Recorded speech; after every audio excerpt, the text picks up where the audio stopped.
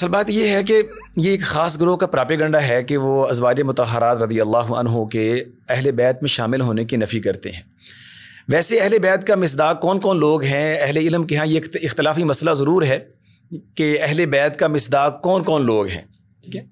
عام طور پہ کہا جاتا ہے کہ 6 طرح کے لوگ جو ہیں وہ اہل بیت کے اندر آتے ہیں، ٹھیک ہے۔ نبی کریم صلی اللہ علیہ وسلم کے ازواج مطہرات ہیں، نبی کریم صلی اللہ علیہ وسلم کی اولاد ہے، نبی کریم صلی اللہ علیہ وسلم کے مسلمان چچا ہیں، نبی کریم صلی اللہ علیہ وسلم کی مسلمان پھوپھیے ہیں، پھر اسی طرح نبی کریم صلی اللہ علیہ وسلم کے نواسے ہیں اور بنو ہاشم اور بنو مطلب کے لوگ، ٹھیک ہے۔ عمومی طور پہ راجح قول کے مطابق یہ 6 طرح کے لوگ جو ہیں وہ اہل بیت کے اندر شامل ہیں، ٹھیک ہے۔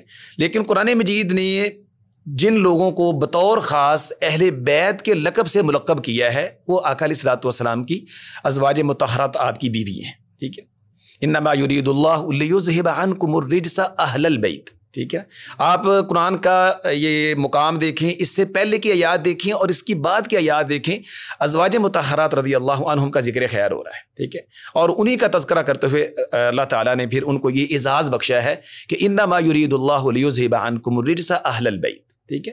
صحابہ کرام رضی اللہ عنہم کا بھی یہ مجموعی عقیدہ تھا کہ ازواج مطہرات جو ہیں اہل بیت کے اندر شامل ہیں، ٹھیک۔ کسی ایک صحابی سے بھی اہل بیت کے اندر ازواج مطہرات کا شامل ہونا یعنی اس کا انکار ثابت نہیں ہے، ٹھیک ہے۔ بلکہ بعض شاید لوگوں کو شبہ ہوا، جس طرح حسین بن صبرہ صحیح مسلم کے راوی ہیں اور تابعی ہیں، انہوں نے حضرت زید بن ارقم رضی اللہ عنہ سے جب یہ پوچھا تھا کہ اہل بیت میں کون شامل ہے، کیا ازواج مطہرات اہل بیت میں شامل نہیں؟ تو حضرت زید بن ارقم نے کہا تھا کہ اہل بیت ازواج مطہرات اہل بیت میں شامل ہیں، ٹھیک۔ انہوں نے اس بات کی تصدیق کی ہے۔